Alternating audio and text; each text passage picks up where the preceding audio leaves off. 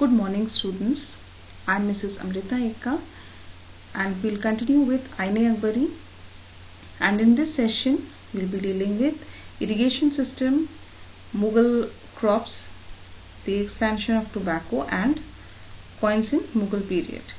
So students, आज हम फिर लेक्चर 10 में भी हम आईने अकबरी में ही आगे जाएंगे और इस सेशन में हम यहाँ की सिंचाई व्यवस्था, तंबाकू का प्रसार, मुगल कालीन फसल और मुगल कालीन सिक्कों के बारे में चर्चा करेंगे। तो सबसे पहले हम सिंचाई व्यवस्था के बारे में देखेंगे। मुगल काल में भी सिंचाई के लिए कुओं का, नहरों का प्रयोग होता था और सिर्फ मुगल काल में ही नहीं बल्कि तुगलक काल में भी इसका उल्लेख है, विशेषकर फिरोज शाह तुगलक के बारे में, जिन्होंने बहुत सारे नहरों का जाल बिछवाया था सिंचाई के लिए। कुओं और नहरों के अतिरिक्त अर्घट या रेहट प्रणाली का भी हमें उल्लेख मिलता है। हमें बाबर द्वारा रचित बाबरनामा में अर्घट या रेहट प्रणाली का उल्लेख या वर्णन मिलता है। ये प्रणाली के माध्यम से सिंचाई की जाती थी। इसमें रस्सी के 2 गोलाकार फंदे बनाए जाते थे जो कुएं की गहराई के मुताबिक ही लंबे होते थे, उसको नाप लिया जाता था और इन फंदों के बीच बीच में घड़े एक निश्चित दूरी पर बांधे जाते थे। अब इस रस्सियों को कुएं के ऊपर एक पहिए से लटकाया जाता था और इस पहिए को बैल के द्वारा घुमाया जाता था और जैसे जैसे बैल इस पहिए को घुमाते थे तो जो घड़े थे वो नीचे जाते थे कुएं में, फिर पानी भर के ऊपर आते थे और इस तरह ये सिंचाई के लिए उपयोग होता था। तो इस प्रकार ये एक बहुत ही अच्छा माध्यम था, तरीका था जिससे सिंचाई की जाती थी। मुगल काल में बहुत सारी फसलों को उगाया जाता था, जैसे कि चावल हो गया, ज्वार हो गया, गेहूं हो गया। इनकी अधिक खेती होती थी और जिन क्षेत्रों में बहुत अधिक वर्षा होती थी वहां पर चावल उगाई जाती थी, क्योंकि चावल उगाने के लिए अधिक वर्षा की आवश्यकता होती है। वहीं जिन क्षेत्रों में कम वर्षा होती थी वहां गेहूं, बाजरा, ज्वार आदि उपजाए जाते थे। तो इस प्रकार मानसून पर भी कृषक जो थे वो काफी निर्भर रहते थे और समय समय पर नहरों की भी मरम्मत की जाती थी। So we see that for irrigation, wells as well as canals were used, and special reference of Firoz Shah Tughlaq has been found, who had built many canals. And then so in Mughal period also the use of canals were also done. Apart from these methods, Arghat or Rehat system was also used for irrigation, and its references have been found in Babarnama. In this system, two loops were made of ropes and in definite distances the pitcher or pots were tied up, and this length was according to the depth of the well, and this rope was then tied to a wheel. This wheel was then pulled by the oxes, who used to move the wheel round and round, and hence they drew water, or water was drawn out of well by these pots, and hence irrigation was done. So we see it was a very fantastic method to irrigate farms. In Mughal period also many crops were grown like rice, wheat, etc. The regions where there was excess waterfall, rice was grown as it needed more water, and in regions where there was lesser waterfall or rainfall, in those regions wheat, bajra or barley were grown. So we see that the farmers were mainly dependent on monsoon, and so by these methods irrigation was done, and from time to time the canals were also repaired. अब हम देखेंगे कि मुगल काल में क्या क्या मुख्य फसलें थी। ऐसे तो बसंत और पतझड़ यानी कि रबी और खरीफ दोनों ही प्रकार की फसलें मुगल काल में उगाई जाती थी और कहीं कहीं अधिकांश क्षेत्रों में या स्थानों में हम देखते हैं कि साल में 2 फसलें उगाई जाती थी जहां अधिक वर्षा होती थी। तो हमें आईने अकबरी जो कि अबुल फजल द्वारा रचित थी, इसमें भी हमें पता चलता है, उसमें भी उल्लेख है कि जैसे आगरा में, दिल्ली में कितनी प्रकार की फसलें उगाई जाती थी। जैसे कि उसमें उल्लेख है आगरा में 39 किस्म की फसलें थी, वहीं दिल्ली में 45 प्रकार की फसलें थी और वहीं जो बंगाल है वहाँ लगभग 50 किस्म की चावल की पैदा होती थी। और बंगाल सिर्फ चावल के लिए ही नहीं बल्कि ये चीनी के लिए और रेशम के लिए भी काफी प्रसिद्ध था। जो सर्वोत्तम फसलें होती थी उन्हें जिन्स ए कामिल का अर्थ होता है सर्वोत्तम फसल कहा जाता था। और इन सर्वोत्तम फसलों में कपास और गन्ना आता था। हम देख सकते हैं कपास और गन्ने की खेती अधिक होती थी, सर्वोत्तम फसलें मानी जाती थी। और इसके अतिरिक्त बहुत सारी जो फसलें हैं जो पहले भारत में नहीं थी वो बाहर से यानी दूसरे देशों से लाई गई थी और फिर भारत में उगाई गई थी, जैसे कि मक्का, तंबाकू, टमाटर हो गया, आलू, मिर्च, सब्जी, इस प्रकार की सब्जियां। और वहीं फलों में अनानास और पपीते जैसे फल जो है ये बाहर से लाए गए थे ये फसलें, और यहाँ पर इनकी खेती की गई थी क्योंकि यहाँ पर भी इन फसलों को अनुकूल वातावरण मिला, इसलिए इनकी खेती की गई और अच्छी पैदावार हुई। So we see the main crops in Mughal period were rice, wheat, etc.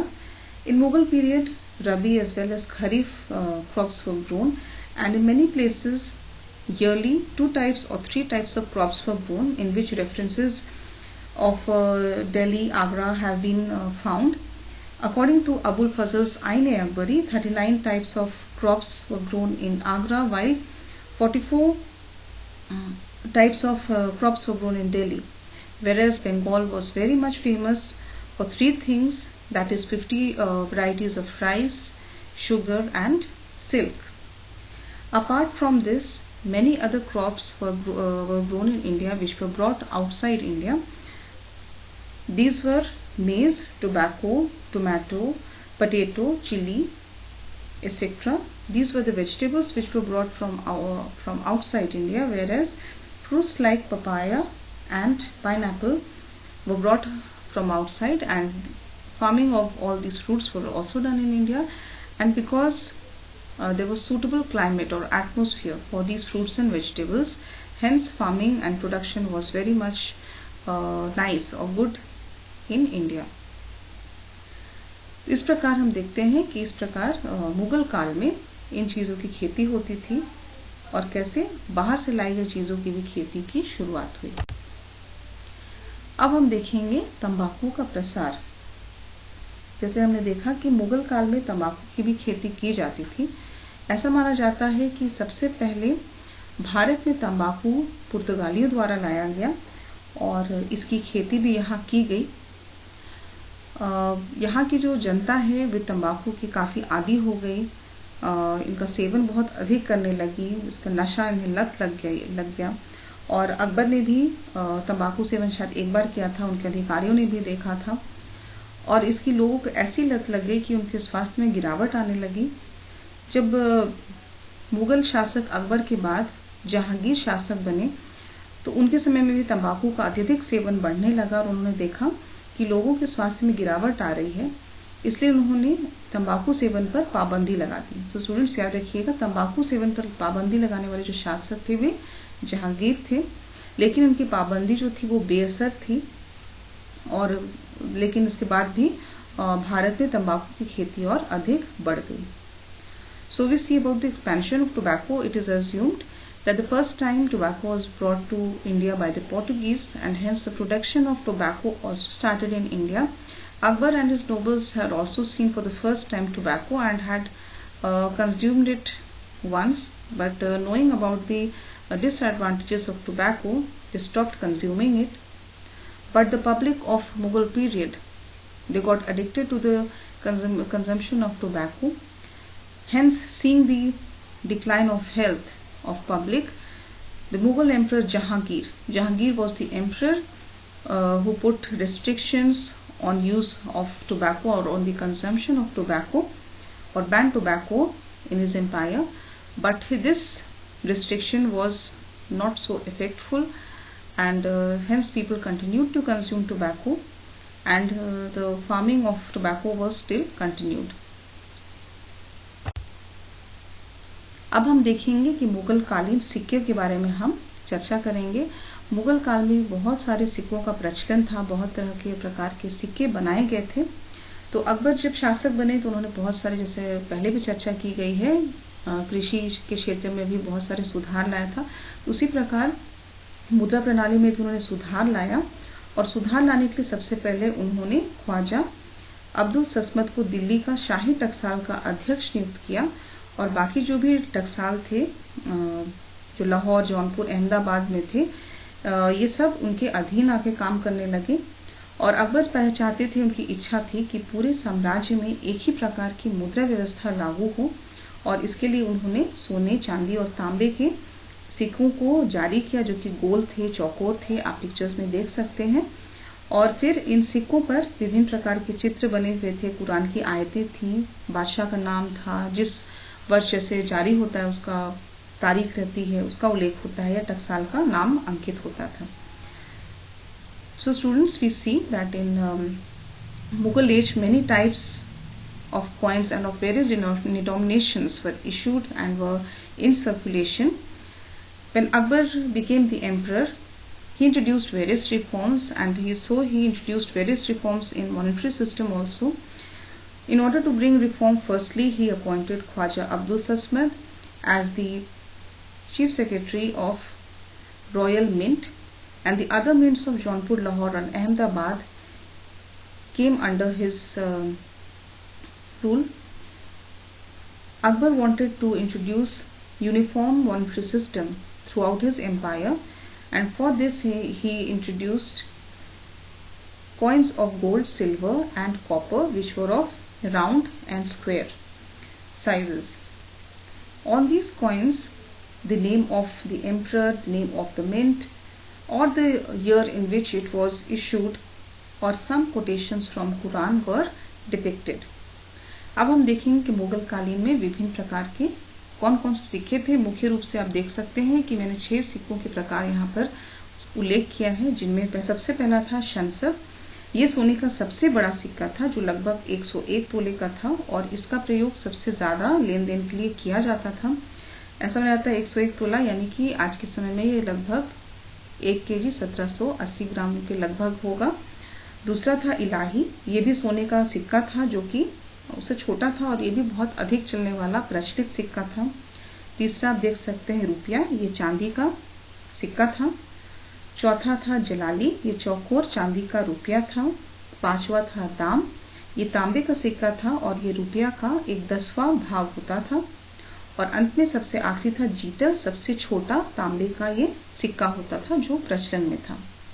So basically we see and I mentioned about 6 types of coins which were more in circulation in Mughal period.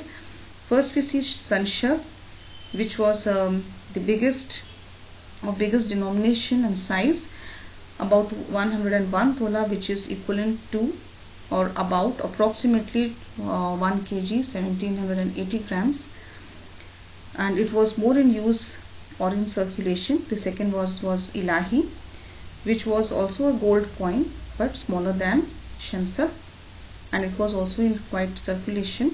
The third one was Rupya, which was a silver coin. The fourth one was Jalali, which was a square silver rupya, and now it was the fifth one, Dam, which was copper coin, and it was about 1/10 of rupya, and the last one was Jeetar, which was the smallest coin made of copper. So we see various coins of various shapes and sizes and denominations were issued in the Mughal period.